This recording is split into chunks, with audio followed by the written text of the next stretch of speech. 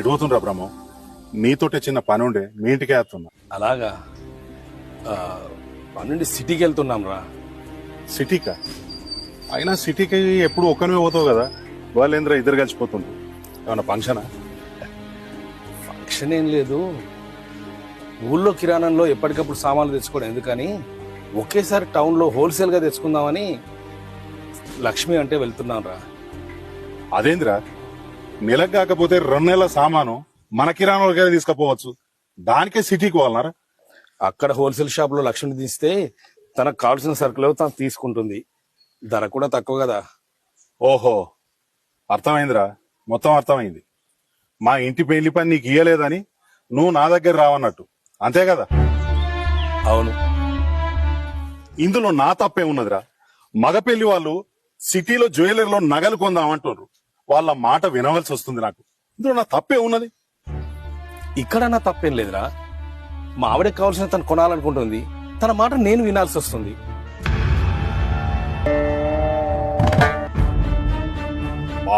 అది కాదురా. నీలా మూలాలు మర్చి బతకడం నాకు తెలుసురా. నేను మూలాలు మర్చానా?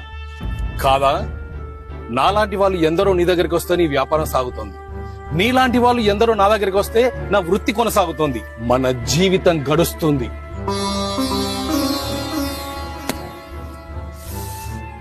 ఒక చిన్న కిరాణా కొట్టు పెట్టావు, షాప్ చేసావు, వ్యాపారస్తుడు అయ్యావు, ధనవంతుడు అయ్యావు, కోటీశ్వరుడు అయ్యావు.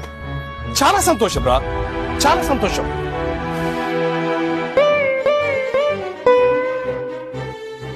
కానీ నేను నాలాంటి వాళ్ళు ఈ రెడీమేడ్ నగల షోరూంలు రావడం వల్ల నీలా డబ్బు సంపాదించిన వాళ్ళు, డబ్బున్న వాళ్ళు నగల షోరూంలకు వెళ్లి డబ్బులు ఇచ్చి నగలు తీసుకొచ్చుకోవడం వల్ల మా పనులు తగ్గి, ఆదాయం తగ్గి, పెట్టుబడులు లేక, జ్యువెలరీ షాపులు పెట్టుకోలేక మా పట్టెడ, మా దుకాణాలు అక్కడే ఉండిపోయాయి.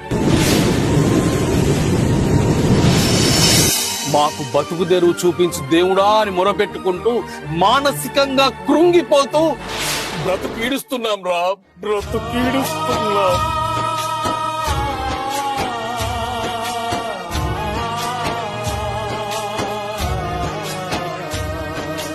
పెట్టుబడి వ్యవస్థకు బలిదానమైన జీవులం,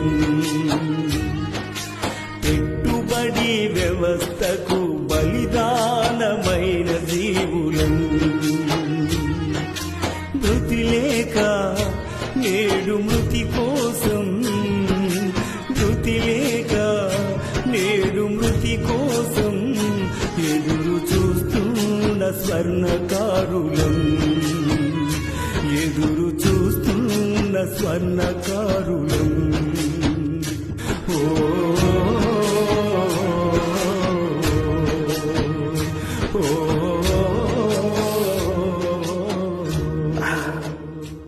ఈ షోరూములు వస్తాయని, మా జీవితాలను దెబ్బతీస్తాయని ముందే తెలిసినా మట్టెలు, మంగళసూత్రం స్వర్ణకారుడే చేయాలి, మంగళ వాయిద్యాల నడుమ పెళ్లి మంటపానికి తీసుకెళ్లాలి. ఇలా చేస్తేనే నూతన దంపతుల జీవితాలు బాగుంటాయని నమ్మిన కస్టమర్లు కూడా డబ్బు వచ్చాక సంప్రదాయాన్ని పక్కన పెట్టి నీలా షోరూముల్లో కొంటారని తెలిసినా నేను ఈ స్వర్ణకార వృత్తిలో దిగేవాడే కాదు. నేనే కాదు, ఏ స్వర్ణకారుడు కూడా ఈ స్వర్ణకార వృత్తిలో దిగేవాడే కాదు.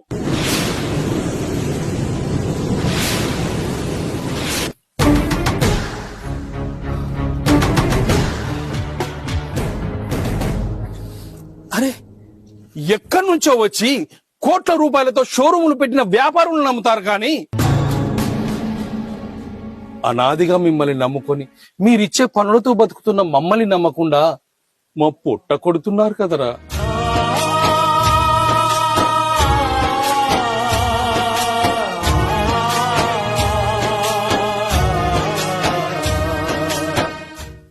ఇది మూలాలు మర్చినట్టు కాదా?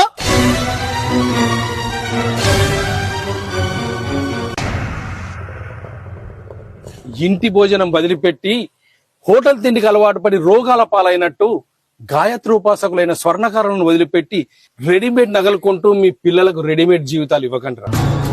ఒరే రాజు, నీ కూతురి జీవితం నిండు నూరేళ్లు ఆయుర ఆరోగ్యాలతో, అష్టైశ్వర్యాలతో ఆనందంగా ఉండాలంటే సంప్రదాయాన్ని పాటించు.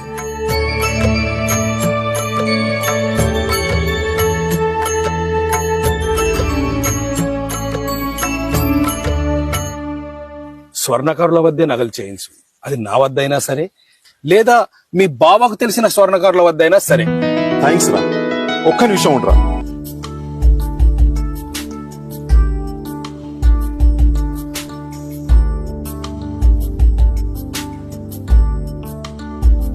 హలో, నమస్కారం బావా. నమస్తే నమస్తే. బావగారు, ఒక చిన్న విషయం ఉంది. ఏంటో చెప్పండి. మనం అనుకున్నాం కదా ఆ పట్నంలో కార్పొరేట్ జ్యువెలర్లో నగలు కొంటామని. అక్కడ కొనట్లేదు ఇప్పుడు. ఎందుకు? స్వర్ణకారుల వద్దే నగలు చేయించు.